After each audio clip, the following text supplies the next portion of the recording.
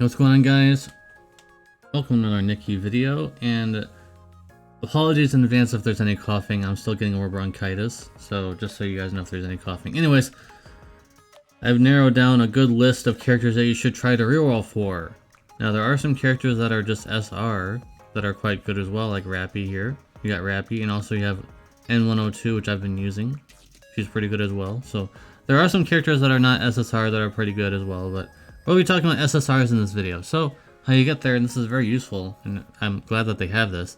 You go to this first tab, Nikke, and then you go to Nikkepedia. Go to Nikkepedia, and here you go with all the SSRs you need to know about. So the first on my list is Privateer. Let's go to Privateer. And she's quite good because she has this is a very good thing, and I wish I had her. A boost reload speed of allies, and also has a stun.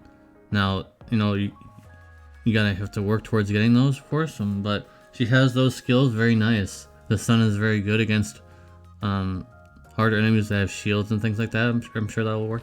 So that's quite good.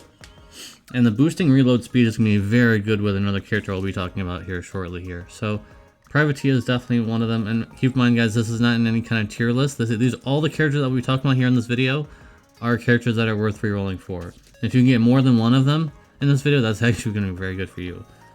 So moving on. Speaking of reload speed, if you can get Scarlet and Privateer, that'd be very good, because Scarlet does have a reload issue. She does have some reload issues, a little slow, but you can work it out if you have Privateer. So Scarlet is definitely one of the best DPS in the game, even though she has a sword, which seems kind of silly. So she boosts her crit rate and crit damage. I'm being very summary about this. There's a lot of things that go along with that, but she has crit rate, crit damage on attacks and things like that. She's a top tier DPS, like I said, but she's a bit kind of a bad reload speed, so you have to work on that. That's why Privateer would be very good with her, of course. If you get both of them together, you're all set. All right, on to the next. Helm, and she's actually one of the newest ones, so you could actually pull for her right now with extra crystals or gems, whatever they're called. So she has burst. On her burst skill, she has AoE damage, which is very good for a sniper. She kind of struggles with AoE damage as a sniper, so snipers don't typically have AoE damage, but she does. And also, she has AoE heal on top of the burst, so she'll be able to heal a little bit as well. I wouldn't rely on the heal, but it is very nice to have as a bonus.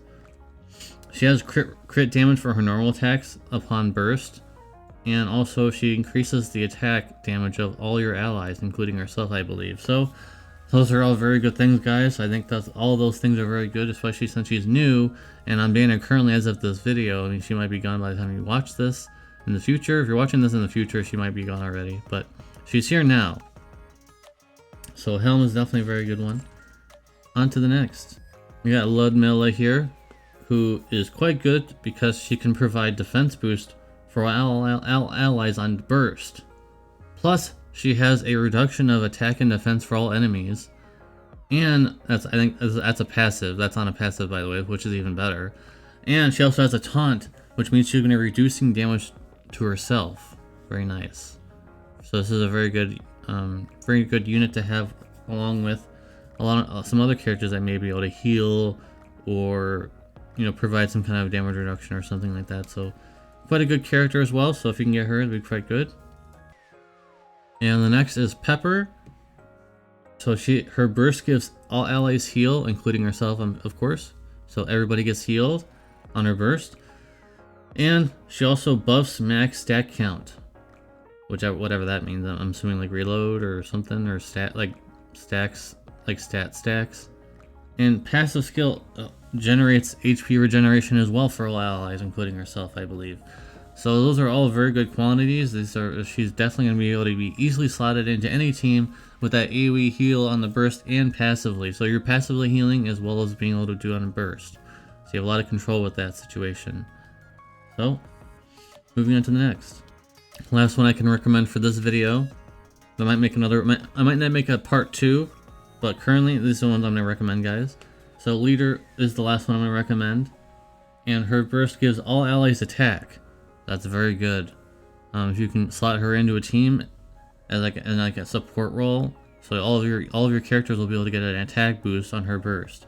Very good bonus, especially against harder enemies. You're gonna have to hit a lot harder, so you're definitely gonna need her attack boost. Alright guys, that's gonna be it for this video. If you reroll and you get if you get 2 characters that I've listed in this video, you're all set. If you can get Helm, you're also very good as well, by the way, if you get Helm. And like I mentioned, there are some SRs that are quite good as well, like Rappy. She's a story character, and most likely you don't expect story characters to be good, but they are quite good. She is quite good. For being a story character, she does do quite a bit of damage for being an SR. And you can probably pull a whole bunch of her if you pull on the Helm banner right now. So pretty good. Anyways, I think that's going to be it for this video, guys. Thank you guys very much for watching. Appreciate you. And good luck in your rerolls. Hope we can get some good stuff. See you next video. Peace.